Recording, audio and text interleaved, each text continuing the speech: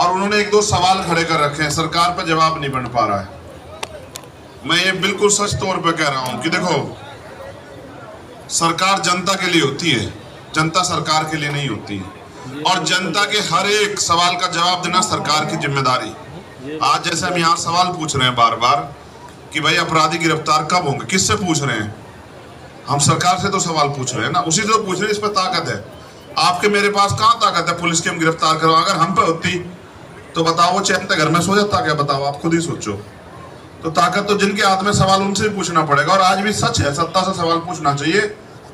तो गवर्नर साहब ने पुलवामा हमले पे एक सवाल खड़ा किया था कि भाई, और मैं अचरज में हूं कि 40 से ज्यादा हमारे देश के वीर जवान जिनके नाम से हम यहाँ, वो वहां सीमा पे और हम यहाँ सुरक्षित है देश के अंदर, उनकी जान गई है, शहादत हुई है, एक एफआईआर दर्ज नहीं हुई। अगर आपकी ईंट गिर जाएगी ना, उस पर एफआईआर दर्ज हो जाएगी। किसान की भी अगर वो मोटर चोरी हो जाए, उसकी भी एफआईआर हो जाएगी। मजदूर का अगर हथियार गायब हो जाए, उस पर भी एफआईआर हो जाएगी। लेकिन आप देखो, पुलवामा हमले पे 40 जवान शहीद हुए, एक एफआईआर नहीं। मैं तो देख के चौंक गया हूं। आज सरकार जांच नहीं कराना चाहती। गवर्नर साहब ने सवाल खड़े तो कीमत ये चुकानी पड़ रही है कि उनके 10 लोग, करीबी लोग, जैसे मेरे साथ मेरी बाजू के रूप में ये पुष्पेंद्र भाई, सतपाल चौधरी जी, अमित कसाना जी, ये जो मेरी बाजू, जैन साहब, हिमांशु भाई, ये जो हमारे बिल्कुल करीबी लोग हैं, 10 लोगों का सीबीआई का छापा पड़ा। और आप भरोसा करोगे, जिनके यहाँ सीबीआई का छापा पड़ा, उनकी पैंट देखकर लगता है कि उन्होंने, वो पैंट भी जो है 10 साल पुरानी होगी। मतलब सरकार जितना गिर सकती है, उससे ज्यादा मैं तो ये देखना चाहता हूँ ये सरकार कहां तक गिर सकती है। तो छापा मार के उनके फोन फान जब्त करके लेके हम गए थे गवर्नर साहब के पास में, इनको ये कहने के लिए कि आप हमारे बड़े हो, आप अकेले मत समझना, आपकी तरफ उंगली उठेगी, सरकार की ईंट से ईंट बजा देंगे, याद रखें सरकार। ये तो हमारी बहन भाई इसको लीड कर रहे हैं, हमारे पहलवान जी जो खिलाड़ी हैं, उनकी वजह से हम, क्योंकि एक इस धरने का एक अनुशासन है, एक नियम है, हमारा काम इसको बैक सपोर्ट करना है, तो इसलिए हम इसकी सारी बात मानते हैं। लेकिन अगर सरकार को गलत फहमी और वो हमारी पगड़ी से खेलने का प्रयास करे कि हमारे सम्मान से, तो फिर ऐसा इलाज ये करेंगे कि सारी जिंदगी याद रहेगा, फिर कोई भूलने का नहीं कभी भी। तो गवर्नर साहब हमारे सिर मत हैं, हमारे बड़े हैं। अगर ये लगता हो, देखो पूर्व विधायक पर भी सुरक्षा होगी और गवर्नर साहब पर कुछ भी नहीं है। कल कोई भी जाकर उन पर हमला कर सके। सरकार ये चाह रही गवर्नर साहब कल के मरते आज मर जा। गवर्नर साहब नहीं मरनेंगे, लेकिन अन्याय करने वाली और हमारे बहादुर सिपाहियों की हत्यारी सरकार जरूर खत्म होगी, ये बात याद रखना आप लोग। तो अभी हम उस बात को भी और बड़े पैमाने पर करें, क्योंकि उनकी सुरक्षा बहुत जरूरी है। वो बड़े जिम्मेदार आदमी है। जो आदमी अपने पद प्रतिष्ठा की परवाह न करे, उस देश के लिए जिए, तो उसकी रक्षा सुरक्षा करना हम सब लोगों की जिम्मेदारी। इसलिए ये बात मैंने आपको इसलिए बताई। मुझे तो केरल भवन से इन्होंने रुकवा दिया। चिंता मत करो, हम ताकत अर्जित करेंगे, केरल भवन परमानेंट के लिए खुलवा देंगे, आप चिंता मत करो। मगर गवर्नर साहब के लिए मैं आप चिंता जाहिर कर रहा हूं, आप सब लोगों को भी संदेश इसलिए दे रहा हूं कि उनके साथ कोई भी हादसा घट सकता है। सरकार के लोग यहाँ खड़े हैं, एडमिनिस्ट्रेशन के लोग, पुलिस के लोग यहाँ हैं, मीडिया के लोग यहाँ हैं। गवर्नर साहब देश की धरोहर हैं। उनके उस समय में वो 370 सारे मामले हुए, उन्होंने अपनी जान पे खेल के सारी चीजें वो अप्लाई करी। आज अगर उनके साथ उनके सम्मान और उनकी जान के साथ खिलवाड़ होगा, तो मेरा ये वादा है सरकार से कि फिर वही होगा जैसा 2 अप्रैल में हुआ था, फिर वही होगा जैसा जंतर उसमें रामलीला मैदान में हुआ था, और 21 मई को होगा वही होगा। सरकार देखेगी, करके देखिए कोशिश। तो ये मेरा, इसलिए उनके समर्थन में ये मेरा ऐलान है। बात की आज हम फिर कहीं हमारा जाने का प्रोग्राम है, हमारे खिलाड़ी साथियों ने डिसाइड कर लिया होगा। ये इस बात का आंदोलन का प्रमाण है कि हमें अभी तक नहीं पता कि हम कहाँ जाने वाले हैं, क्योंकि हमने सारी अथॉरिटी उनको ही दे रखी है कि वो जहां भी जाएंगे हम उनके साथ जाएंगे, उनकी सुरक्षा में उनके साथ, और उनकी बात को मजबूत करने के लिए। तो जो साथी आज पहुंचे उनका धन्यवाद। हर मुद्दे पे देश, क्योंकि देश हमारा है ना भाई। एक चीज मैं बार बार समझाता हूं, आप भी समझ लो, सरकार के पास जो बजट है ना, वो जनता का पैसा है जो टैक्स में जाता है, चाहे वो किसान की जेब से जा, मजदूर की जेब से जा, चाहे किसी की जेब से जा, और जो प्राकृतिक रिसोर्स है वो टैक्स है। तो अगर सरकार किसी को देती है, एहसान नहीं करती है। हमसे सरकार है, हम सरकार से नहीं है, जनता है जो कुछ है। तो जनता का, इतनी जनता बार बार सरकार से कह रही है। आज 26वां दिन है भाई, 26वां है, 26 दिन हो गए। एक बार देखो, देश के प्रधानमंत्री, हम तो बहुत ताकतवर मानते, एक शब्द नहीं निकल रहा। और खबर तो यह है कि आज कहीं जान लग रहे हैं, 6-7 दिन के लिए उड़ान भर रहे हैं। वहां जाके कहेंगे देखो मैं हमारे देश में ये हो रहा है, ये नहीं बता रहे कि देश की राजधानी में देश की बेटियां बैठी हैं और कोई जवाब देने को राजी नहीं है। आप ये बात समझो, मैंने पिछली बार भी कहा था, आज फिर दोहरा, अहंकार सत्ता जो है ना, ताकत तो है ही सत्ता में, लोकतंत्र है भारत में, सत्ता में ताकत है, लेकिन सत्ता मदहोश कर देती है, दिमाग खराब कर देती है।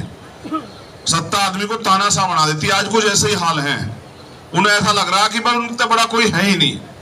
और मैं बार बार ये कह रहा, काशीराम साहब कह रहे थे कि सुप्रीम कोर्ट से भी बड़ी होती है जनता, और जनता के फैसले अच्छे अच्छे तानाशाह को जमीन पर पटक देते हैं।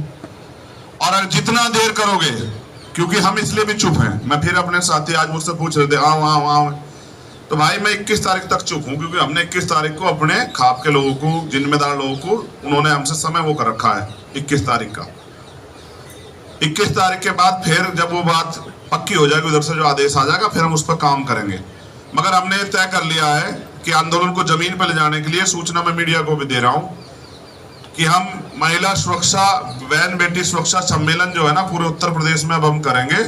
इसकी तैयारी जो है आज पार्टी संगठन के लोगों को हम शाम के टाइम दे देंगे।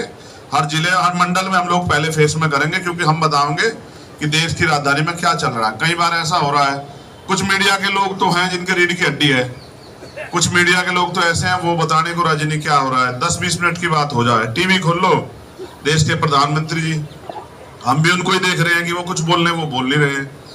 तो इसलिए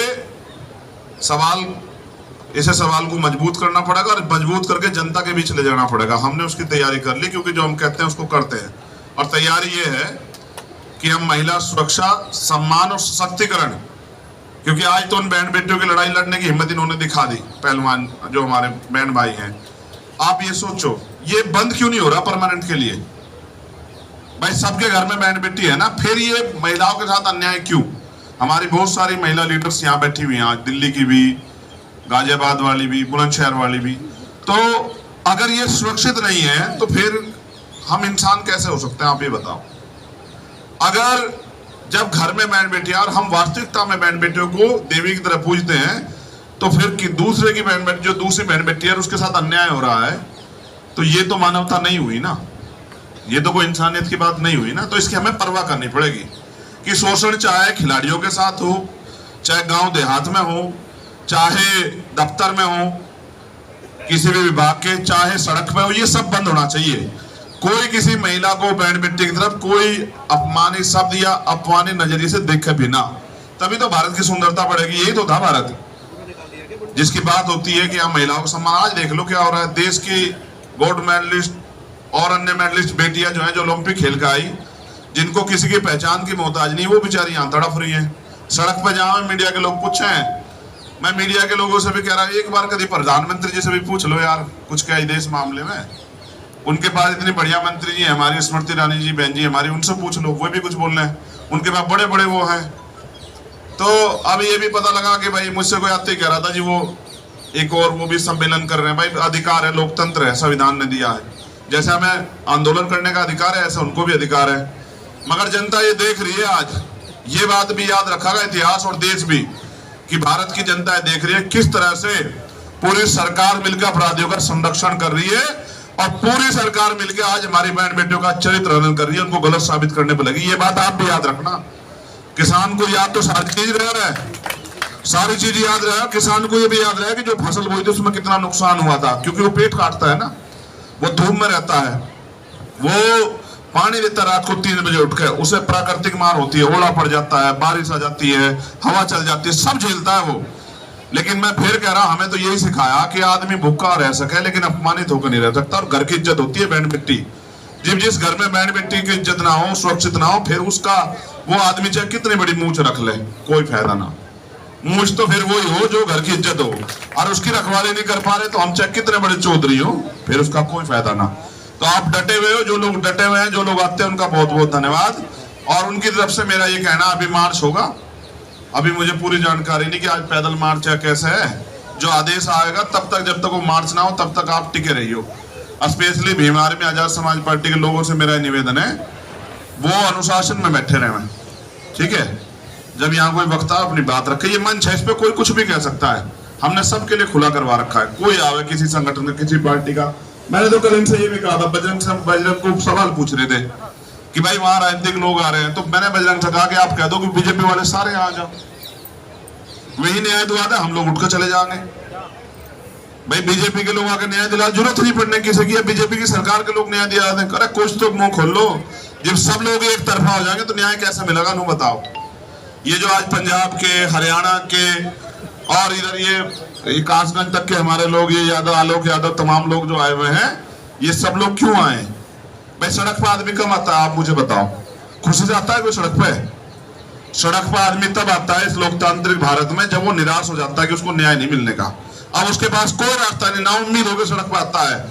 आज हमारे लीगल सेल के भी जो है नेशनल चेयरमैन, उनकी टीम भी यहाँ आई हुई, उनका भी बहुत बहुत MS आर्या जी, उनका भी धन्यवाद।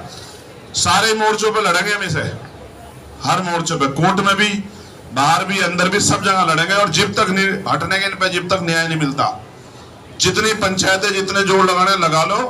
सरकार से मेरा यह आग्रह है, जितना देर करोगे उतनी बुरी हार होगी, जितना देर करोगे, जितना जल्दी करोगे उतनी इज्जत बच सके। नैतिक चरित्र नहीं रहा, नहीं पहले आदमी का नैतिक चरित्र होता, अगर आमना सामना हो जा रहा, अपराध गलती कर रखी तो आंख नहीं मिलती। आज की तो ऐसी सरकार बैठी है कि आंख मिला के झूठ बोलती है। अभी अमित मुझे सुना रहा था एक बात, नुको भाई साहब आपने कहानी सुनी? मैंने कहा कौन सी? कहने लगा एक बार झूठ और सच दोनों नान गए, दोनों नान गए, और झूठ ने पहले पानी में तो लिगड़ के सच के कपड़े पहन लिए। आज तक भी झूठ जो है वो सच के कपड़े पहनकर घूम रहा, और सच जो है उसे साबित करना पड़ रहा है।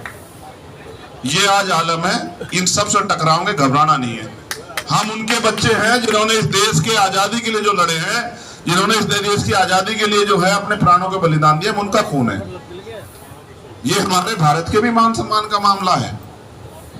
अगर ये खबर इंटरनेशनल किसी उसमें छपे, जैसे कल खिलाड़ियों ने, कई लोगों से बात हुई इंटरनेशनल खिलाड़ियों से, अगर वो ट्वीट करेंगे और ये खबर बढ़ेगी कि भारत में हो क्या रहा है, जरा सी भी लज्जा नहीं रही सरकार पर, जरा सी भी अगर वो ट्वीट करेंगे कि भाई वहां के जो इंटरनेशनल प्लेयर हैं उनके साथ ऐसा हो रहा है, यार ये क्या सिस्टम है उनके यहाँ। भारत की बात तो बड़ी बड़ी है, उसमें भी हमारी बेइज्जती होगी, तो हम तो फिर मैंने इनको रोक दिया कल कि भाई अभी रुक जाओ। वरना कल कई इंटरनेशनल खिलाड़ी समर्थन में ट्वीट करने वाले थे, उनके यहाँ खबर बनती, अखबारों में छपता कि भारत में जो इंटरनेशनल खिलाड़ी वो सड़कों पर बैठे हैं क्योंकि वहां की सरकार जो है अपराधियों के साथ खड़ी है। बताओ कितनी बड़ी बेइज्जती होती। ये तो भाई बहन छोटे मेरी बात मानते हैं, मैंने इन्हें मना कर दिया अभी मत करो, वरना वो कल ही हमारे पक्ष में जो है, इनके पक्ष में ट्वीट करने वाले थे। जब इनको पता लगा कि भाई, क्योंकि ये जाके बार बार 2024 की बात करे ना, तो कल ये चर्चा हो रही थी कि 24 दिन पूरे हो गए, 25वां दिन आ गया, तो वे भी 24 को सुनो जाके आए 24, तो कल 24 पर बात चल रही थी। 24 जो है ये 36 भी हो जाएगा, चिंता मत करो, आप लोग डटे रहो, ठीक है। आपकी ये मौजूदगी बता रही है कि ये लड़ाई निर्णायक तरफ जा रही है, और सब तक ये बात पहुंच रही है कि देश में क्या हो रहा है। अगर कैमरे पे पहरा हो जाएगा तो कोई बात नहीं, केरल गेट पे पहरा लगा दोगे, गाड़ी रोक लोगे, जवान पे थोड़ा ही पहरा लगा दोगे, गला थोड़ा ही पकड़ लोगे, गला तो हम किसी को भी नहीं पकड़न देते। तो सब चीज देखी जा रही है, आज देश भी देख रहा है और हमारे किसान का मेरे भी देख रहे हैं कि इतिहास आज अपने आप को खुद दोहरा रहा है। देखो, हक की लड़ाई यहाँ सड़कों पर लड़नी पड़ रही है, न्याय सबके लिए समान है, संविधान में सबको अधिकार है, लेकिन हम यहाँ सड़कों पे इसलिए हैं क्योंकि पूरी सरकार मिलके कोशिश कर रही है किस तरह न्याय का गला घोट दो। तो हम अपनी बहन बेटियों का गला नहीं घोटने देंगे, और गला घोटने वाले को वो सबक सिखाओगे इतिहास में दर्ज रहेगा, कभी किसी बहन बेटी की तरफ आंख ना उठावे कोई। बहुत बहुत धन्यवाद। जय भीम, जय भारत। हमारे जैसे बिल्कुल वे चाह किसान का मेरे जो है जड़ते इलाज करते हैं, वही चाह इन्हें, ये सीधे वालों बनी इनका इलाज होने का, ठीक है। आप डटे रहो, जो मंच का आदेश होगा उसका सम्मान करना, ठीक है, और उसके बाद जो मार्च होगा उसके बारे में जानकारी आपको मंच से मिल जाएगी। धन्यवाद। आप जो साथी है आपका बहुत बहुत धन्यवाद। जय भीम, जय भारत, जय जवान, जय किसान।